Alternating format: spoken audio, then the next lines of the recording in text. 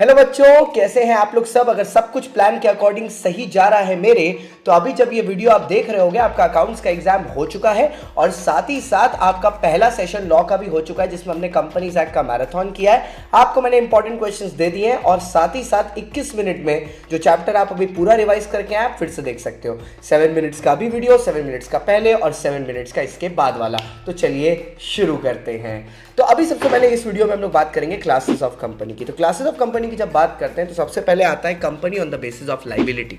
Sir, company on the basis of liability में सबसे पहले जो कंपनी आती है वो आती है लिमिटेड बाय शेयर्स, जो कि डिफाइंड अंडर सेक्शन 222। उसमें the liability of the members is limited up to the unpaid amount of capital. फिर आती है लिमिटेड बाय गारंटी, जिसमें the amount is limited up to the amount guaranteed in the memorandum. अब एक बात इसमें ध्यान रखने की, इसमें आप इंटरेस्ट ट्रांसफर नहीं कर सकते। इसका केस भी है नरेंद्र कुमार वर्सेस सर जो मालो कि सिर्फ आर्टिकल्स में पावर होगी तो ही होगा। फिर आती है अनलिमिटेड कंपनी। अनलिमिटेड कंपनी मतलब ऐसी कंपनी जिसमें the liability of the members at the time of dissolution is unlimited. तो ये हो गया सर। उसके बाद आती है next sir companies on the basis of members. तो उसमें सबसे पहले आती है स्मॉल कंपनी 4:40 जिसमें paid up share capital 4 crore तक को एक्सीड नहीं करता एंड टर्नओवर 40 करोड़ के नीचे है, सेक्शन 2 सेक्शन 85। फिर आती है सर सेक्शन ओपीसी 262, मतलब एक ऐसा आदमी जो इंडियन सिटीजन है, रेसिडेंट होना जरूरी नहीं है, वो इंडिया में एक ओपीसी बना सकता है जिसमें एक ही मेंबर होगा, एक ही डायरेक्टर, वही मेंबर डायरेक्टर। और ये ओपीसी दो तरीके के काम नहीं कर सकता, एनबीएफसी नहीं कर सकता और नॉन प्रॉफिट ऑर्गेनाइजेशन नहीं खोल सकता। साथ ही साथ ओपीसी का होना चाहिए एक नॉमिनी, जो कि होना चाहिए इंडियन सिटीजन। यस, नॉमिनी भी चाहिए इंडियन सिटीजन, वो भी बाहर वाला आदमी नहीं हो सकता, उसको भी इंडियन सिटीजन ही होना जरूरी है। ठीक है, अच्छा ये हो गया, ये कहानी हो गई। अब आती है नेक्स्ट कहानी फिर प्राइवेट कंपनी। प्राइवेट कंपनी मतलब any company is not a public company and has 3 restriction. Maximum number of member 200 को एक्सीड नहीं करता। हाँ, मैक्सिमम नंबर ऑफ मेंबर 200 को एक्सीड नहीं करता। वो लोग शेयर ट्रांसफर में रिस्ट्रिक्शन है और बाहर से पैसा नहीं ला सकते, प्रोहिबिटेड है। इस 200 वाले में एक चीज याद रखिएगा, x employees current employees include नहीं होते। उसका एक सिंपल सा हैक है, जिस दिन वो बंदा या बंदी शेयर परचेस कर रहा है उस दिन क्या वो कंपनी के एम्प्लॉय हैं। अगर आंसर हाँ है तो 200 में नहीं आएंगे, अगर आंसर ना है तो आएंगे। ठीक है, अच्छा ये हुआ, ये हुआ, ये हुआ, ये हुआ, ये हुआ। अब इसके आगे क्या करेंगे? इसके आगे सर आता है सर आपका small private public company. Public company मतलब एक ऐसी कंपनी जो प्राइवेट नहीं है, जिसमें मिनिमम 7 मेंबर है, मैक्सिमम कितने भी हो सकते हैं। कैपिटल पर कोई रिस्ट्रिक्शन नहीं है, बाहर से पैसा भी मंगवा सकते हैं और शेयर फ्रीली ट्रांसफरेबल होता है। मेंबर खत्म, अब आया कंट्रोल। सर कंट्रोल के बेसिस पे सबसे पहले आती है holding company, section 246 means a company which has one और मोर सब्सिडियरी कंपनी।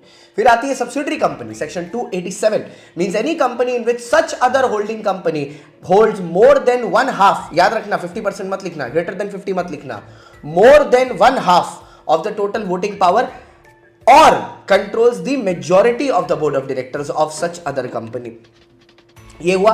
फिर आया एसोसिएट कंपनी, सेक्शन 26 मतलब एक कंपनी जिसका दूसरी कंपनी में सिग्निफिकेंट इन्फ्लुएंस है। एक बात याद रखिएगा, एसोसिएट एक रिलेशनशिप है और होल्डिंग सब्सिडरी एक रिलेशनशिप नहीं है।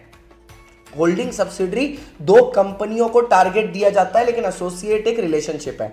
अगर सिग्निफिकेंट इन्फ्लुएंस मतलब 20% वोटिंग पावर होल्ड करने के लिए आपको या 2 चीजें दी गई हैं, इक्विटी शेयर कैपिटल और convertible preference share capital. Okay, ये हो गया। और अगर आप ट्रस्टी के कैपेसिटी में कुछ शेयर्स इंक्लूड कर रहे हैं तो वो नहीं आएगा होल्डिंग सब्सिडरी देखने के लिए। फिर आती है सेक्शन 8 कंपनी। सेक्शन 8 कंपनी में याद रखिएगा उसकी 8 प्रिविलेजेस होती हैं, जैसे कि उसको एनआरसी एसआरसी बनाने की जरूरत नहीं है, 14 दिन में मीटिंग बुला सकते हैं, लाइसेंस मिल जाता है, तो पब्लिक प्राइवेट लिमिटेड लिखने की जरूरत नहीं है, नाम के पीछे कोई मिनिमम कैपिटल नहीं है।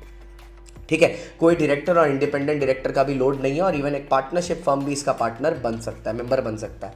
लेकिन 4 ऐसे केसेस होते हैं जिनमें इनका लाइसेंस कैंसिल कर दिया जाता है। PROF प्रोफेसर, P अगर ये पब्लिक इंटरेस्ट के अगेंस्ट कुछ करते हैं, R अगर रूल्स एंड रेगुलेशन को नहीं मानते, O अगर जिस ऑब्जेक्टिव के लिए इन्हें बनाया गया वो ऑब्जेक्टिव फॉलो नहीं करते, या F अगर कोई फ्रॉडुलेंट एक्टिविटी में एंगेज करते हैं। उस केस में इनके नाम के पीछे प्राइवेट लिमिटेड या पब्लिक लिमिटेड लगाने के बाद इनके कंपनी को या तो बंद कर दिया जाएगा, उसका वाइंडिंग अप ऑर्डर कर दिया जाएगा, या अगर वाइंडिंग अप नहीं ऑर्डर किया जा रहा है तो इनको अमेलगमेट कर दिया जाएगा कोई दूसरी कंपनी के साथ who is having the similar objectives. मतलब ऑब्जेक्टिव सेम होना जरूरी है, इसके ऊपर केस स्टडी आ चुका है। ये हुआ। अब आगे आता है फिर से देखो सर, फॉरेन कंपनी आता है। फॉरेन कंपनी मतलब एक ऐसी कंपनी जो दूसरी कंट्री में इनकॉर्पोरेटेड है और हमारी कंट्री में उसका प्लेस ऑफ बिजनेस है, या APE, या तो एजेंट के थ्रू हमारे देश में काम कर रही है, या फिजिकल प्लेस है, या इलेक्ट्रॉनिकली काम कर रही है, तो वो फॉरेन कंपनी है। गवर्नमेंट कंपनी मतलब एक ऐसी कंपनी जिसमें मोर एटलीस्ट 51%, एटलीस्ट 51 ना, मोर देन नहीं, at least 51% of the capital is held by central government, state government और a combination of central and state government। ठीक है, ये हुआ। और even a subsidiary of a government company is also treated as a government company. बहुत important है, इसके ऊपर एक बार केस लॉ भी आ चुका है 6 का C में, तो ध्यान रखिएगा इसको। उसके बाद एक पब्लिक फाइनेंशियल इंस्टीट्यूशन की डेफिनेशन है, उतनी इंपॉर्टेंट नहीं है लेकिन फिर भी। पब्लिक फाइनेंशियल इंस्टीट्यूशन मतलब एक ऐसा फाइनेंशियल इंस्टीट्यूशन जो है तो सरकारी, मतलब उसमें more at least 51% is held by the government, लेकिन वहां पर काम क्या चल रहा है, वहां पर मुद्दा या काम क्या चल रहा है, वहां पर मुद्दा और काम चल रहा है आपका सर फिनेंस प्रोवाइड करने का। अब इसमें कौन कौन से आते हैं सर, इसमें RBI आता है, UTI आता है, LIC आता है, ठीक है, प्रोड्यूसर कंपनीज आती हैं, ठीक है, और IDFC भी आता है, industrial development finance corporation, IDFC, और IFCI भी आता है। ठीक है, ये हो गया। अच्छा, अब आता है सब रजिस्ट्रेशन की कहानी। तो सबसे पहले आता है प्रमोटर सेक्शन 269 में। प्रमोटर मतलब वो आदमी जो NCD है, जिसका नाम प्रोस्पेक्टस या एनुअल रिटर्न में लिखा है, जो कंट्रोल करता है अफेयर्स ऑफ द कंपनी, या जो डायरेक्ट करता है बोर्ड ऑफ डायरेक्टर्स को। उसके बाद आता है सेक्शन 3, जो ये डिसाइड करता है कि मैक्सिमम कितने नंबर ऑफ मतलब मेंबर्स आपको रखने, किस तरह की कंपनी बनानी है, वो सेक्शन 3 डिसाइड करता है। उसके बाद सेक्शन 4 में आप मेमोरेंडम बनाते हो, जिसमें 6 क्लॉजेज होते हैं, name, situation, object, liability, capital और एसोसिएट। और उसके बाद वो मेमोरेंडम और आर्टिकल सेक्शन 5 में बनाते हो, दोनों सबमिट करते हो, 7 डॉक्यूमेंट साथ में देते हो सेक्शन 7 में, तो आपकी कंपनी रजिस्टर हो जाती है। रजिस्ट्रेशन में आपको CIN नंबर मिलता है, वो CIN नंबर इस चीज़ का प्रूफ होता है, it is 21 digit alpha numeric number देते हो, कंपनी इज रजिस्टर्ड। अगर बाद में जाके पता चलता है कि आपने फेक डॉक्यूमेंट्स या कुछ गड़बड़ करके कराया, तो NCLT आपकी रजिस्ट्रेशन, आपका नाम काट सकती है, आपका वाइंडिंग अप ऑर्डर कर सकती है, ठीक है, नाम काट सकती है, वाइंडिंग अप कर सकती है। उसके बाद आपकी मैनेजमेंट चेंज का ऑर्डर दे सकती है, या आपकी लाइबिलिटी अनलिमिटेड कर सकती है। तो ये था सर पूरा का पूरा लेक्चर, जहां मैंने आपकी classes of company registration cover कर दिया, लास्ट पार्ट में डॉक्ट्रिन। All the best.